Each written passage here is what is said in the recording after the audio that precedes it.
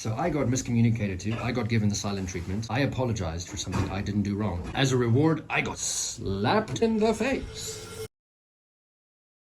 Hey stranger. Welcome to another episode of my award-winning album Virtual Love with commentary.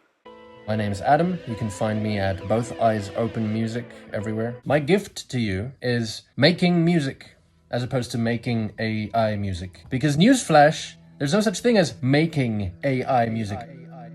Welcome to episode 2, track 2. Is Love, the first song I ever wrote with lyrics for my high school girlfriend. When I first saw her, I thought, what a cute, shy, quiet girl. Little did I know what she was really like. She caught wind of my interest in her, and she asked my friend, hey, I want to ask Adam out. Is he gonna say no? And my friend laughed and said he won't say no.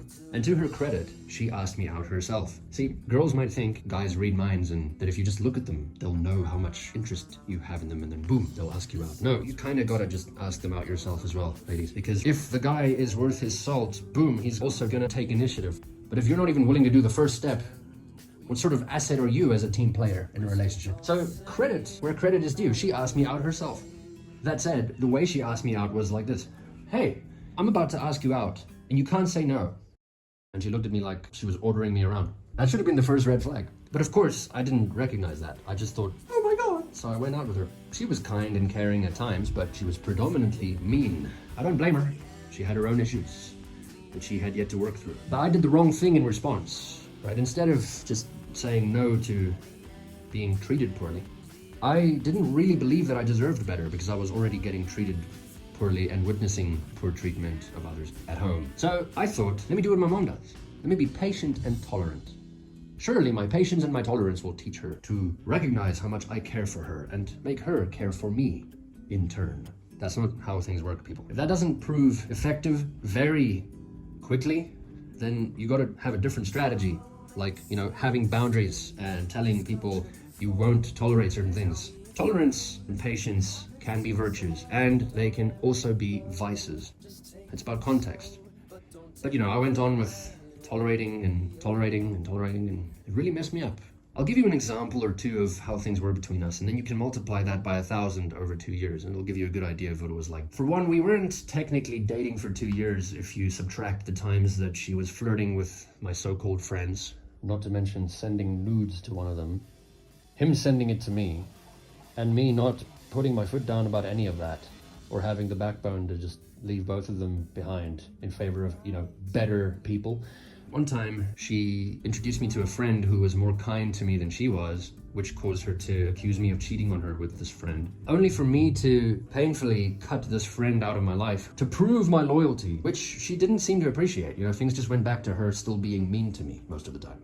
At that point, I was talking to one of my friends, one of the friends that she flirted with, as I eventually figured out years later after reflecting on this stuff when my brain was more functional.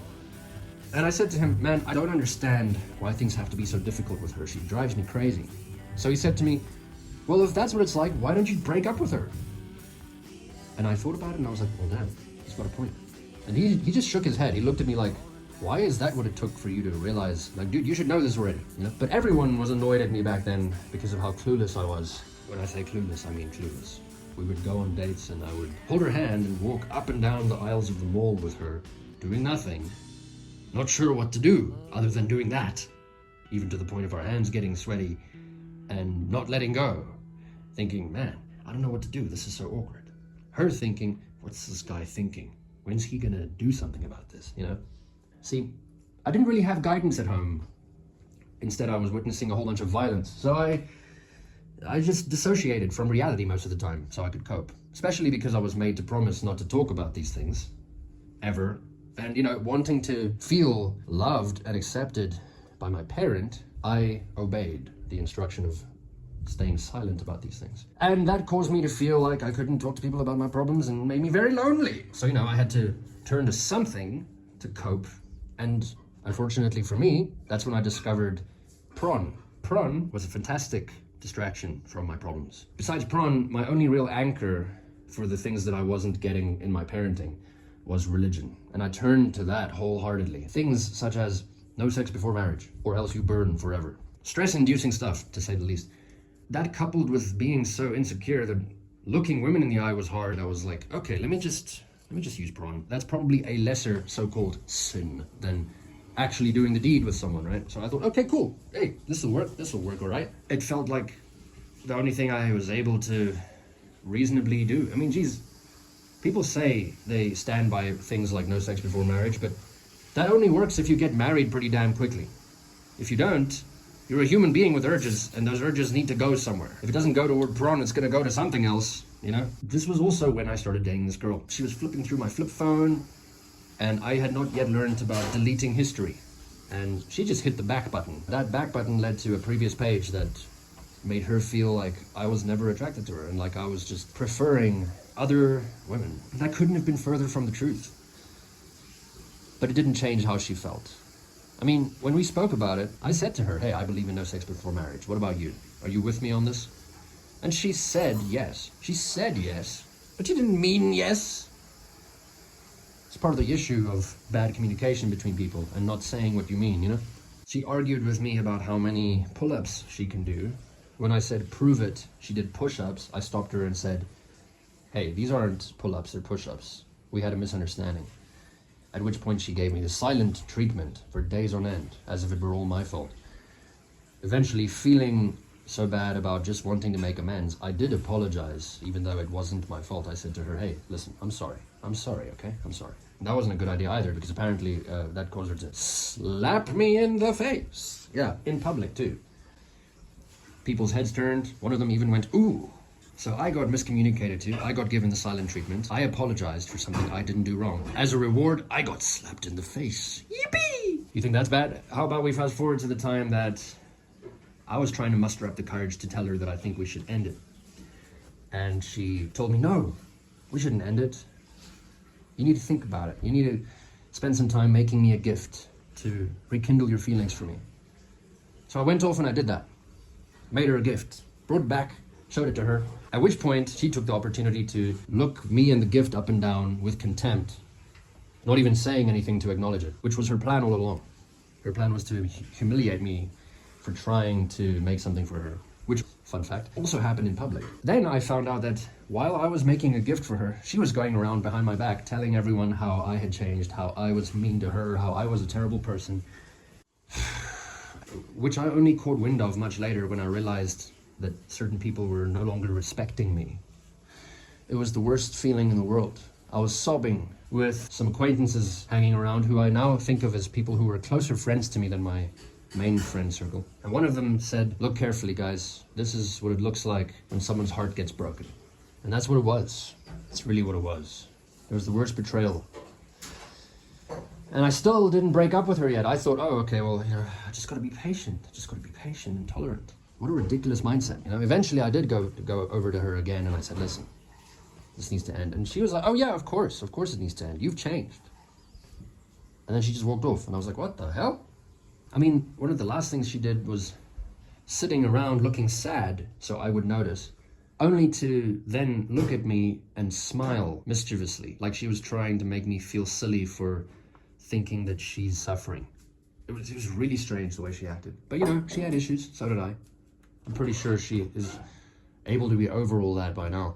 So, given how traumatizing all of this was, especially on top of everything else that I was going through at the time, which I'll save for another album and another story, I didn't feel comfortable leaving this song the way it was. You know, it was just a positive love song.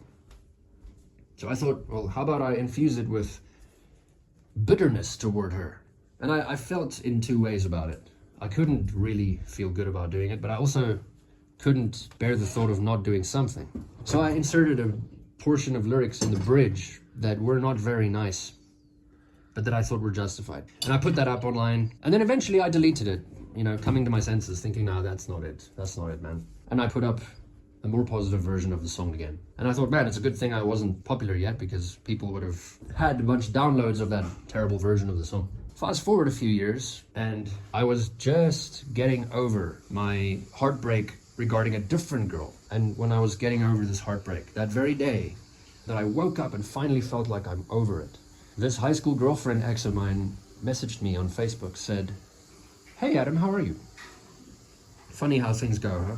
So she messages me this and I'm like, whoa, that's crazy. she's being friendly and she's saying hi. Does this mean she noticed that I made a mean version of the song and that I removed it and made a new version and that she's forgiving me for that? Wow. So I said to her, hey, nice to hear from you. I made a new version of Is Love, if you want to check it out. Something like that. She did not like that. She came back with, oh, I won't be going over and listening to Is Love, she said with quote marks around Is Love. And I thought, what the heck? Because, again, vague communication, as always. What does this mean? Does she just want to confuse me emotionally one last time? Did she, in fact, notice the mean version of the song, and did she think that I was trying to direct her to that and that I hadn't deleted it? Did she think that I was trying to flirt with her again? What was she thinking? What was going on, And then I was like, come on, I don't need to let her worm her way back into my brain again. So I just moved on. Make silly mistakes, but don't repeat your mistakes. To end on a positive note, she also did beautiful things like write 2 songs for me. After all this pain, I deleted those songs and photos and all the memories because I didn't want to be reminded of the hurt. But now that the hurt's all gone, it's a pity I can't review the happiness, having forgotten most of how those songs sounded. Thank you for not swiping. Have a scroll-free day. Cheers.